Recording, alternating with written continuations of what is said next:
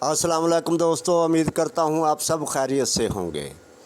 میں روزانہ آپ کے لیے نئی نئی کہانیاں لے کر حاضر ہوتا ہوں۔ میری آج کی کہانی کا عنوان ہے پریاں اور چمکیلا پتھر۔ ایک دفعہ کا ذکر ہے، دو پریاں نام ایمان اور نیلم جن کا تھا۔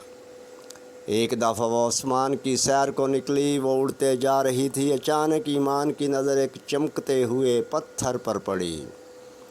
اس نے کہا، نیلم نیلم، وہ دیکھو وہ پتھر کتنا چمک رہا ہے، مجھے وہاں جانا ہے۔ نیلم نے اس جگہ کو غور سے دیکھا اور کہا، نہیں، ہم وہاں نہیں جا سکتے۔ کیوں نہیں جا سکتے؟ ایمان نے پوچھا۔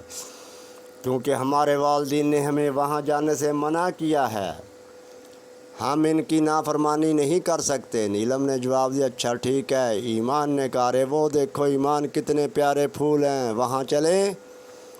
نیلم نے کہا، ہاں چلو۔ ایمان نے کہا، نیلم پھول دیکھ رہی ہوتی ہے، جس کی خوشبو سونگھ رہی ہوتی ہے، اور ایمان اس موقع کا فائدہ اٹھاتی ہے اور جلدی سے اس چمکتے پتھر کے پاس پہنچ جاتی ہے۔ وہ جیسے ہی اس پتھر کو ہاتھ لگاتی ہے، پتھر سے روشنی نکلتی ہے اور ایمان غائب ہو جاتی ہے۔ روشنی کی وجہ سے نیلم کی نظر پڑ جاتی ہے، لیکن تب تک ایمان غائب ہو چکی ہوتی ہے۔ وہ، یہ کیا کر دیا تم نے ایمان، تمہیں یہ نہیں کرنا چاہیے تھا۔ اب میں مما پاپا کو کیا بتاؤں گی، ایمان کہاں گئی ہے، کہہ کر نیلم واپس چلی گئی۔ جب روشنی ختم ہو گئی تو ایمان حیران رہ گئی، کیوں بہت عجیب و غریب جگہ پر تھی، وہاں اندھیرا ہی اندھیرا تھا۔ یہ میں کہاں آ گئی؟ ایمان ادھر ادھر بھاگنے لگی اور باہر نکلنے کا راستہ تلاش کرنے لگی، لیکن اسے کوئی راستہ نہ ملا۔ وہ پریشان ہو کر رونے لگ گئی۔ اچانک وہاں ایک اور پری آ گئی اور کہنے لگی، رو مت، انشاءاللہ ہم یہاں سے ضرور نکلیں گے۔ اس پری نے کہا، ایمان نے اس کی طرف دیکھا اور کہا، تم کون ہو، یہ کون سی جگہ ہے؟ میرا نام چمن پری ہے اور یہ ایک ایسی جگہ جہاں سے کوئی نہیں نکل سکتا۔ کیا مطلب؟ ایمان نے پوچھا۔ چمن مسکرا کے کہنے لگی، کیا تمہیں تمہارے ماں باپ نے کچھ نہیں بتایا تھا؟ ایمان نے جواب دیا۔ تب چمن کہنے لگی، یہاں پر ایک چڑیل نے جادو کیا ہے اور اس جادو کو کوئی بھی آج تک نہیں توڑ سکا۔ کیا مطلب آپ کی بات کا؟ ایمان نے کہا۔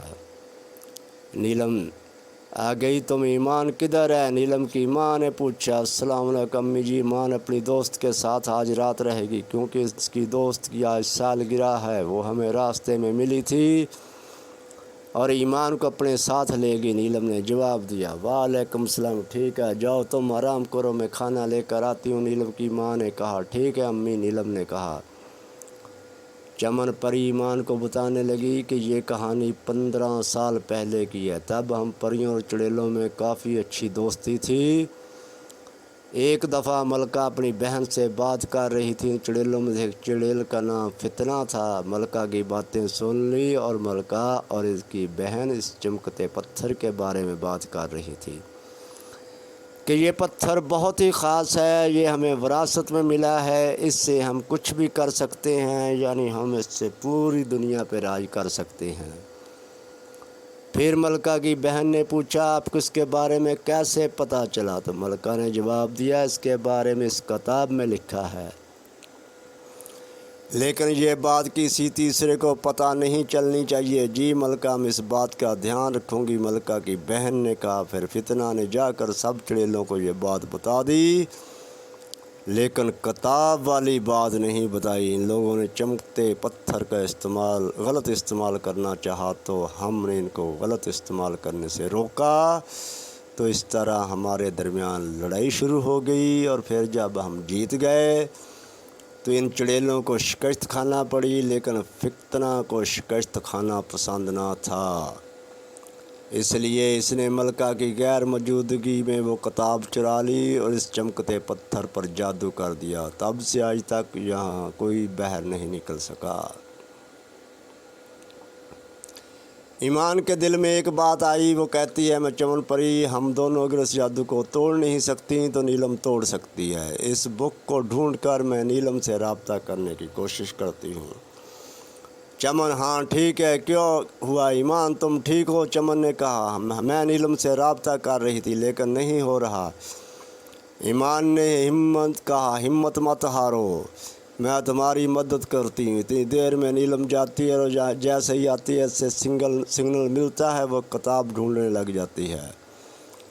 بہت کوششوں کے بعد پھر اس سے ایک بٹن دب جاتا ہے، وہاں ایک غار آ جاتی ہے، اس غار کے اندر جاتی ہے، وہاں فتنہ سوئی ہوتی ہے۔ نیلم کو سمجھ نہیں آتا وہ کیا کرے، خاموشی سے کتاب لے کر جادو کا اثر ختم کر دیتی ہے۔ پھر وہ دونوں آزاد ہو جاتی ہیں۔ چمر اور ایمان ایک دوسرے کے گلے لگتی ہیں، وہ کتاب پھاڑ دیتی ہیں اور اس کی وجہ فتنہ کا بھی خاتمہ ہو جاتا ہے۔ نتیجہ ہم اپنے والدین کی نافرمانی نہیں کرنی چاہیے اور مشکل میں ہمت نہیں ہارنی چاہیے۔